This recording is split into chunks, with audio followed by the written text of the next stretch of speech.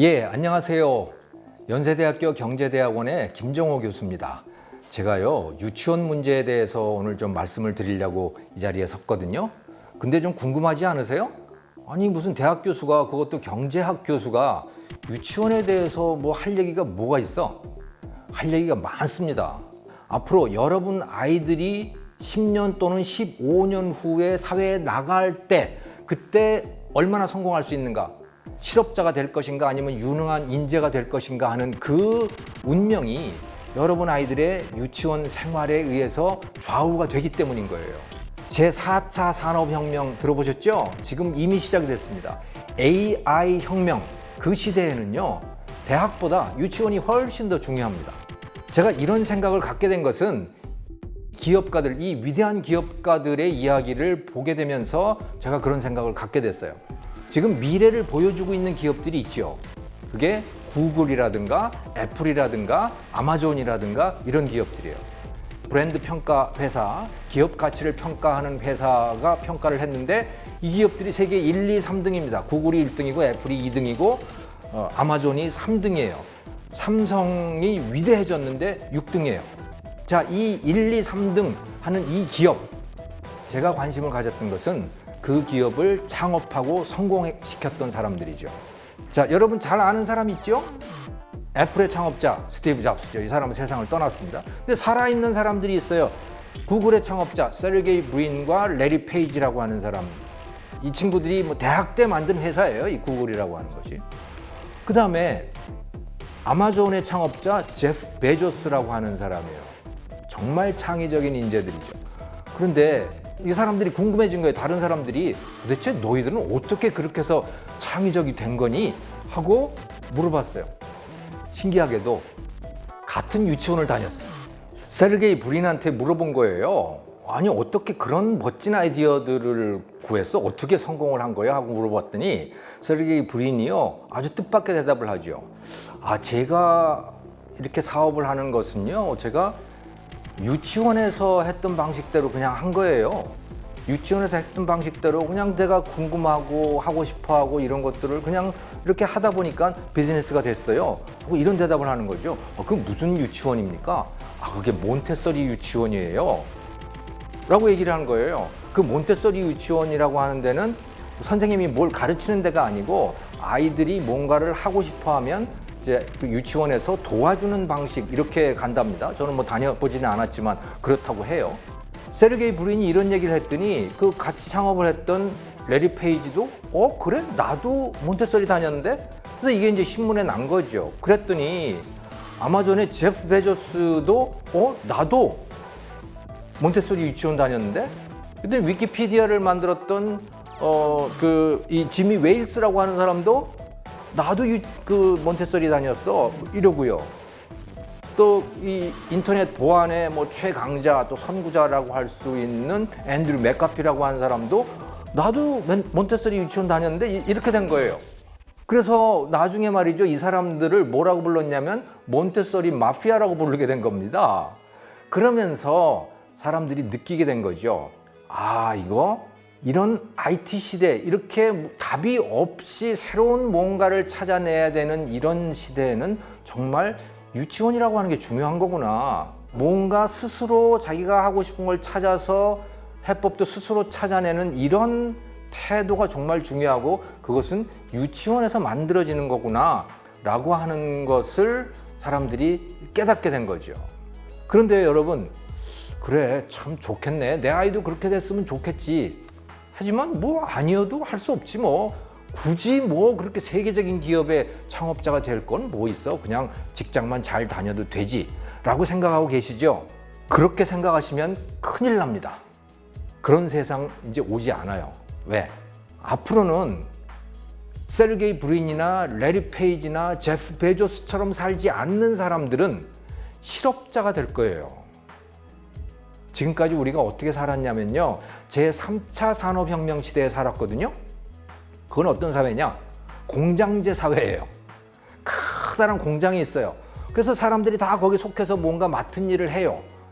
누군가 지시하면 그걸 충실히 따르면 뭔가가 이루어지는 그런 사회였어요. 그래서 대기업에 들어가면 거기에 회장님도 있고 뭐 사장님도 있고 뭐 전무님도 있고 뭐 쭉 있잖아요, 위계 질서가. 그래서 위에서 하라는 대로 하면 되는, 그럼 뭐 큰 성공은 아니더라도 그럭저럭 중산층으로서 또는 중상층으로서 살아갈 수 있는 그런 사회였어요. 여러분들은 그런 사회를 살아오신 겁니다. 그런데 여러분 아이들은 그런 사회가 아니에요. 잘 외우고 시키는 대로 잘 따라하고 이렇게 교육받은 사람, 이런 습관을 갖고 있는 사람들은 이 4차 산업혁명 시대를 살아가기가 참 어렵습니다. 왜냐하면 그런 일이라면 로봇이나 AI가 사람보다 훨씬 잘하기 때문이죠. 그래서 그런 사람들은 실업자가 되기 십상입니다. 의사를 한번 생각을 해볼까요? 여러분 아이들이 의사가 됐으면 좋겠죠? 자, 의사가 하는 일이 뭐예요? MRI 찍고 뭐 엑스레이 찍고 혈액 검사하고 그래가지고 데이터들이 쫙 나오잖아요. 그 결과들이. 그 영상과 그 혈액 검사 결과와 이런 것들을 가지고 이제 맞춰보는 겁니다. 이게 보니까 옛날에 내가 배웠던 교과서 몇 페이지에 나오는 무슨 병의 증상이야. 또는 어떤 논문을 봤는데 누가 실험을 했는데 이거는 어떤 병의 증상이야.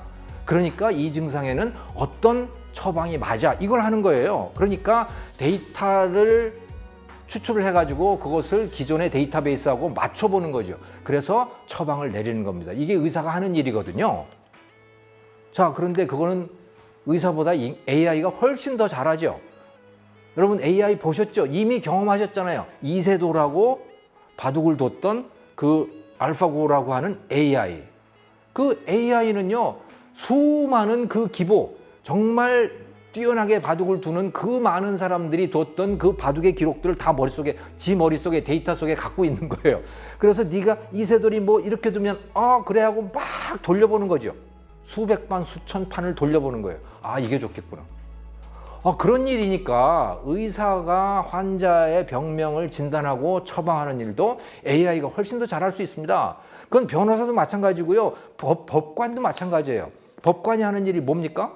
수많은 법전들 머릿속에 외워가지고 네가 무슨 이런 행동을 했는데 이게 무슨 법에 어디에 가서 걸리는 거야.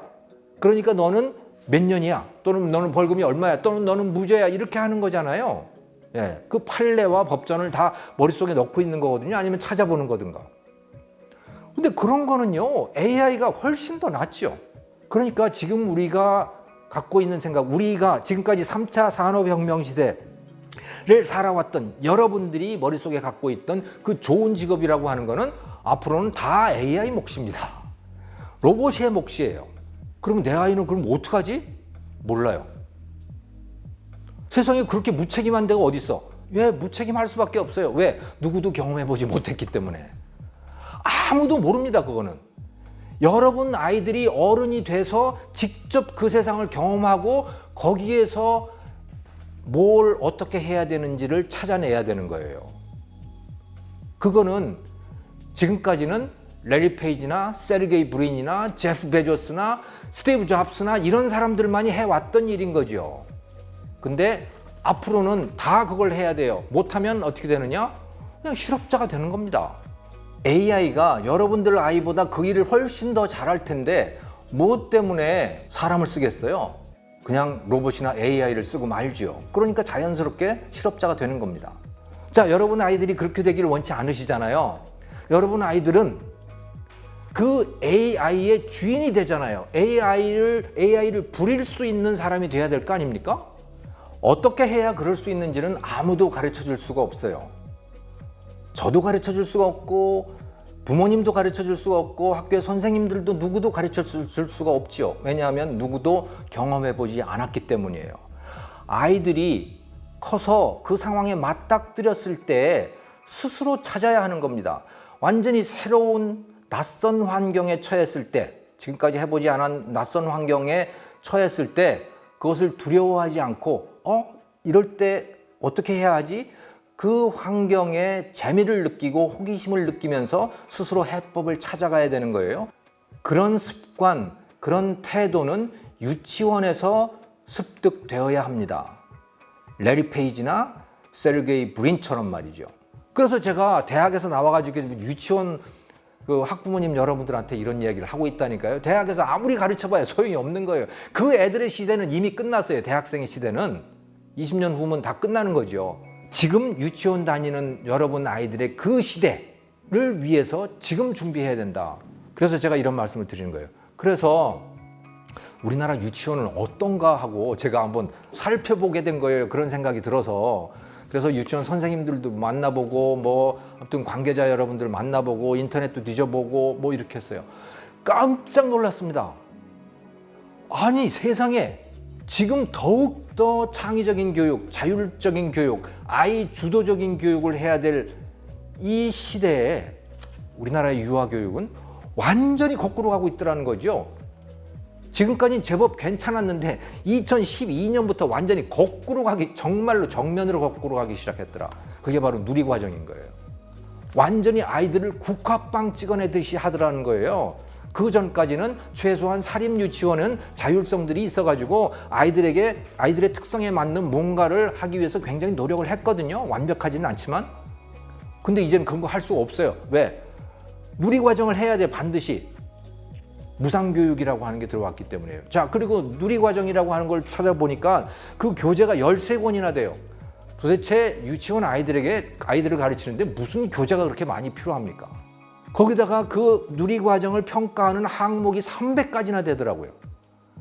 첫 교시에는 뭘 해야 되고 두 번째 교시에는 뭘 해야 되고 특성화 교육은 하면 안 되고 뭐 아무튼 진짜 국화빵을 만들어낸다고 하더라도 하나도 과언이 아닌 과장됨이 없는 것이죠. 제가 사실은 국화빵 교육이라고 해가지고 기분 나빠하실 분들이 많으실 것 같아요. 그런데요, 저는 사실은 좀 봐드린 겁니다. 임재택 교수라고 하는 분이 계시거든요. 부산대 명예교수인데 우리나라의 이 유아교육계의 정말 원로세요. 이분이 얼마 전에 한겨레 신문에다가 칼럼을 쓰셨는데요. 이분은 우리나라 지금 누리과정이 들어온 이후에 우리나라의 이 유아교육 과정을 뭐라고 했는지 아세요? 양계장 교육이라고 말씀을 하셨어요. 양계장에 애들을 닭장에 가둬놓듯이 그 좁은 데 가둬놓고 그냥 기른다. 또 거기다가 가두리 양식장 교육이라고 또 말씀을 하시더라고요. 예. 저는 그런 말을 쓰기는 너무 좀 섬뜩하고 그래가지고 국화빵 교육이라고 말씀을 드립니다만 국화빵 교육이 맞아요, 정말. 이거 큰일 나는 교육입니다. 그냥 무상교육이라고 해서 내 아이 이제 공짜로 내 아이 그 나라에서 내 아이 유아교육 돈 대주고 있구나. 그러니까 뭐 나라에서 하라는 대로 하는 것도 뭐 나쁘지 않지라고 생각하셨다면 정말 오산이에요. 그렇게 하면 안 됩니다. 왜? 여러분 아이들이 실업자가 될 거기 때문에 그렇게 하면. 그래서 여러분들이 이제 말씀을 하셔야 돼요. 내 아이들을 국화빵 교육시키지 마라 라고 내 아이들에게 자율권을 줘라.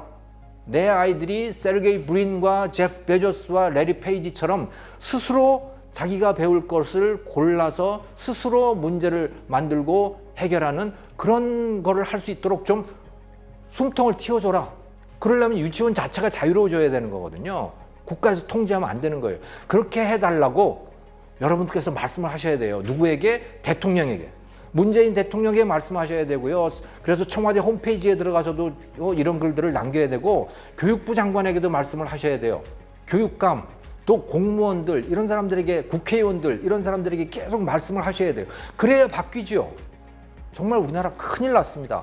우리나라가 큰일 난 게 아니고 바로 여러분 아이들이 사회인이 되면 실업자가 되게 생겼다니까요. 쓸모없는 인간이 되게 생겼다니까요. 집단으로 그것도. 여러분 아이들이 사회에 나갔을 때 앞으로 10년 후 또는 15년 후 그때 사회는 제4차 산업혁명 시대가 되어 있을 것입니다. AI나 로봇과 같이 살아야 할 것이에요. 그때 여러분의 아이들이 실업자가 되지 않고 그 사회에서도 당당하게 살아가려면 스스로 문제를 발견하고 해법도 스스로 찾고 그런 과정을 즐거워하는 그런 태도를 가져야 되거든요. 그것은 유치원에서 습득되어야 하는 것이죠.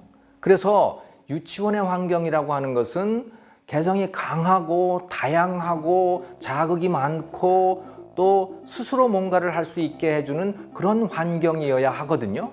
오늘 거기까지 말씀을 드린 겁니다. 자, 그러면 다음 시간은 뭐냐? 자연스럽게 다음 시간 주제가 떠오르죠? 뭐냐?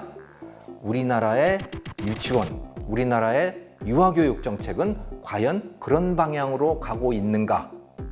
그 이야기를 다음 시간에 말씀을 드리고자 하는 겁니다. 감사합니다.